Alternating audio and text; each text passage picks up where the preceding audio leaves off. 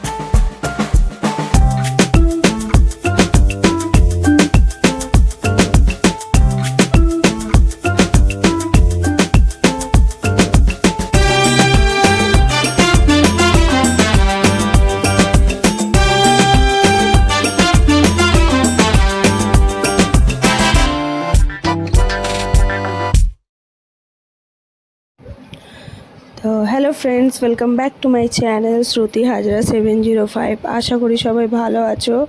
আবার একটা নতুন ব্লগে তোমাদের সবাইকে স্বাগত জানাই। তো দেখতে পারলে আমি কাজবাজ হয়ে গেল, বিছনা টিছনা গুছিয়ে নিলাম।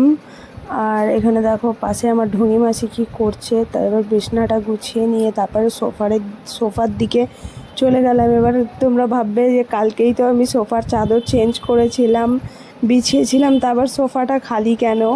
হচ্ছে যত চাদর ছিল সব তো আমি ধুয়ে দিয়েছিলাম। তো তারপরে রাত্রিরে এদের ঠান্ডা লাগছিল, তো আমি না ঘুমের ঘরে আর চাদরটা বার করিনি, জানো তো। তো এবার ও তো যা করে নিয়েছে মনে হয় কিছুবি। আর আমার মেয়ের ঠান্ডা লাগছিল, ও কী করেছে, আমার বর মানে সোফা থেকে চাদর তুলে আমার মেয়ের গায়ে দিয়ে দিয়েছে।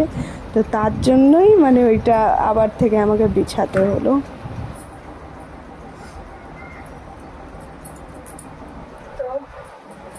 বিছনা গোছানো হয়ে গেল, দেখতে পারলে বিছনা গোছালাম, সোফা গোছালাম, এখনও অনেক কাজ আছে। আর হচ্ছে রান্নাটা শুধু হয়ে গেছে, শুধু খিচুড়িই হয়েছে, দেখাচ্ছে দাঁড়াও, শুধু খিচুড়ি হয়েছে এখনও। মানে খিচুড়ির সাথে দেখি বেগুন ভাজা করবো আর পাঁপড় ভাজা করবো, তো ওটা করতে হবে। আর এমনি খিচুড়ি হয়ে গেছে। তো চলো একটু পরে আসছি, কাপড় জামা গুছিয়ে নিই, তারপরে আসছি।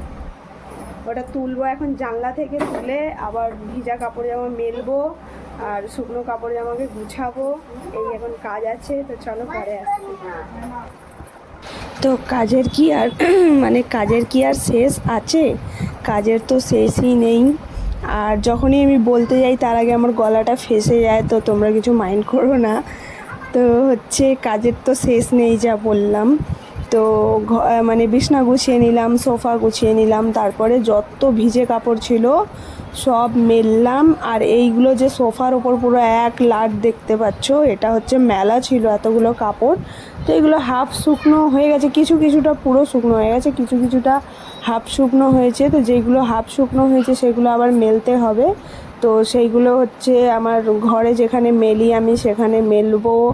তারপরে মানে এদিক ওদিক সেদিক করে মেলে রাখতে হবে আমাকে। আর যেইগুলো মানে পুরোটা শুকিয়ে গেছে, মানে ঘরে যেগুলো আগের থেকে মেলা ছিল সেগুলো সব তুলবো।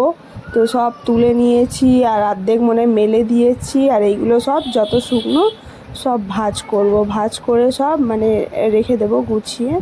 তো তাই আবার মানে এগুলো ভাঁজ করে নিচ্ছি সব, কেন ফেলে রাখলে আবার ফের জমা হয়ে যাবে, তখন আবার কখন করব না করব।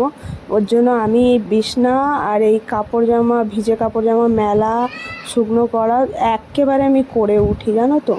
কেন কি এবার জানলাতেই মেলতে হয়, প্লাস আমাকে সিঁড়িতেই মেলতে হয়। ছাদে আমি যাই না, আমার ভাল লাগে না ছাদে যেতে। আর ছাদটা অনেক ছোট, আমি কোনো দিন গেলে দেখাবো তোমাদের। ছাদটা অনেকই ছোট আর এক দুটো দড়ি আছে, এবার ওর মধ্যে ওপরে যারা থাকে তারা মেলে দেয়, তো তার জন্য আমি যাই না। বেকার জায়গা হবে না, আর এদিক ওদিক দেয়ালে পাঁচিলে মেললে তো ওগুলো পড়ে যায়, এই পাশে ওই পাশে পড়ে যায়, এবার তোলা যায় না। এমন এমন কতগুলো জানো তো, অনেকগুলোই নতুন নতুন কাপড় জামা পড়ে গেছে, আবার কটা তো চুরিও হয়ে গেছে। কী আর বলবো, তো তার জন্য আমি ছাদে মেলতে যাই না, আমি এখানেই মেলে শুকনো করে নিই। আর হচ্ছে গরমের সময় আমার অসুবিধা হয় না, গরমের সময় প্রত্যেক দিনের কাপড় প্রত্যেক দিনই শুকনো হয়ে যায়, শুধু এই একটু বৃষ্টির সময় কষ্ট। ঠান্ডার সময়ও কোনো কষ্ট নেই, হাওয়া দেয় তো হাওয়া দিয়েই আমার কাপড় জামা শুকনো হয়ে যায়, শুধু বৃষ্টিটাই একটু কষ্ট হয়, বৃষ্টিতে কাপড়টা শোকায় না, এদিক ওদিক সেদিক করে শুকনো করতে হয়। তো এখানে আমি আমার আর এই যে সাদা কাপড়গুলো দেখছো, এইগুলোই আমার বররা পড়ে গেছিলো, দেখেছোই তোমরা যেদিনকে ওরা তারকেশ্বরে যায়, এরকম সাদা এরা এবারে কাপড়ের থিম করেছে, মানে ওই যে সাদা তুমি দেখতে মানে তোমরা দেখতে পাচ্ছ না, ওই সাদা করতে গিয়ে অনেকটা খাটতে হয়েছে আমাকে, জানো তো, দেখো সব পাট হয়ে গেল, অনেকটা খাটতে হয়েছে। তো আমার এইগুলো সব গোছানো হয়ে গেল, ওখানে পাট করা দেখালাম, সব গুছিয়ে দিলাম। মানে এই বিছনা আর এইগুলো আগেও বলেছি আমি, কতটা টাইম চলে যায় আমার এই কটা গুছাতে, কাপড় গুছাতে, বিছনা, ওপরের বিছনা, নিচের বিছনা, আর হচ্ছে সোফা, 3-4টে গুছাতে আমার কত টাইম লেগে যায়। তো এখন আমি আসলাম এই যে কিচেনের দিকে দাঁড়িয়ে আছি, ওদিকের কাজ তো হয়ে গেল, এবার ঘর ঝেড়ে ঘরটা মুছে নেব, কাপড় ভিজাবো, ওকে চান করাবো আমার মেয়েকে। তো আমি এখানে আসলাম, কিচেনে আসলাম তার কারণ খিচুড়িটা দেখিয়ে দিই তোমাদেরকে। তো এই যে দেখো খিচুড়ি, তো খিচুড়ি আমার হয়ে গেছে, কুকারেই করলাম। প্রথমে ভাবছিলাম অনেকক্ষণ কুকারে করব না কড়াতে করব, তারপর ভাবলাম যে কুকারেই করে দিই। তো কিচেনেও আমার গ্যাস মোছা হয়ে গেছে, বাসন মাজা হয়ে গেছে, বাসন টাসন মাজা হয়ে গেছে, আর এই এখন কাজটা বেঁচে গেল, ঘর ঝাড় দেবো, মুছবো, কাপড় কাচবো, মেয়েকে চান করাবো, আমি করবো, মানে এই কটা কাজ বেঁচে আছে। তো চলো করে নিয়ে আবার দেখি খাবারের সময় আসবো, বা এখন ওকে বেগুন ভাজতে হবে, পাঁপড় ভাজতে হবে। তো ভাবলাম আগে এই কাজগুলো গুছিয়ে নিই, ওগুলো তো বেশিক্ষণ লাগে না বানাতে, তো ওরা এসে গেলেও আমি বসে চটপট করে বানিয়ে নেব। তো চলো আবার পরে আসছি, পরে দেখা হবে। তো আমি কাজগুলো করে নিই, অনেকটা বেলা হয়ে যাচ্ছে, 1টা বাজে জানো তো। তো মানে শনিবার তো একটু ঘুমিয়ে নিয়েছি, আবার চান টান করে আবার পুজো দিতে যেতে হবে, সব থেকে বড় কাজ আছে এখন পুজো দেবো, পুজো দিয়ে আসবো, তাহলে খেতে পেতে পারবো। চলো করে নিয়ে পরে আসছি, সব গরম লাগছে সব। আর জানি না 3-4 দিন ধরে না প্রচুর মাথা ব্যথা করছে, মাথাটা মানে ব্যথাও করছে না, এইখান থেকে পুরো পেছন অবধি পুরো ধরে আছে, মনে হচ্ছে মাথার ওপর না কিছু ভারী চাপানো আছে, কোনো মানে বেশি আওয়াজ শুনতে পাচ্ছি না, মানে বেশি সাউন্ড ভালো লাগছে না আমার, কি জানি কেন। সেদিনকে মানে মিটিংয়ে গিয়ে অত আওয়াজ হচ্ছিল, ওই দিয়ে এরকম হচ্ছে না কি হচ্ছে বুঝতেই পারছি না, হুট করে এরকম হয়েছে। ঠিক আছে চলো পরে আসি, যখন কথা বলছি আমার মাথায় লাগছে, চলো পরে আসছি, বাই বাই। তো এখানে খেতে বসে গেছি, আর এটা বাটিতেই আমি নিয়ে নিলাম, ওতেই আমার মেয়েকে খাইয়েছিলাম, তো আমিও খেয়ে নিলাম, আর ওদিকে আমার দেওর খাচ্ছে। এখানে আমার সন্ধে দেওয়া হয়ে গেছে, আর ওই ঠাকুরের লাইটটা বন্ধ আছে এই কারণে, এটা হচ্ছে এই দেখো ইন্ডাকশান চলছে, তাই আমি চা বানাচ্ছি, তাই পড়ে যাবে। তো চা হচ্ছে, এখানে পুজো তো হয়ে গেল, আর এখানে মেয়েকে খেতে দিয়ে দিয়েছি, দুধ বিস্কুট খাচ্ছে, আমার চা হয়ে গেলে চাটা খেয়ে নিই। এখন বাজে হচ্ছে, তো আমার চা হয়ে গেল, আমি চাটা খেয়েও নিলাম জানো তো। আমার শাশুড়ি মা ফোন করেছিল, তো তাই এতক্ষণ কথা বলছিলাম, তো কথা বলতে বলতে আমার খাওয়া হয়েই গেছে। আমার মেয়েরও খাওয়া হয়ে গেছে, অর্ধেক দুধ রেখেছে।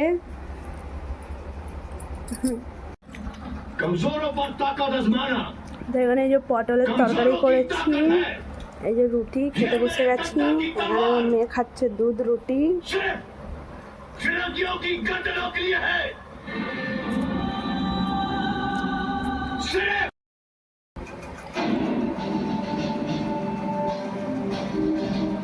এখন বেজে গেছে একটা দেখালাম।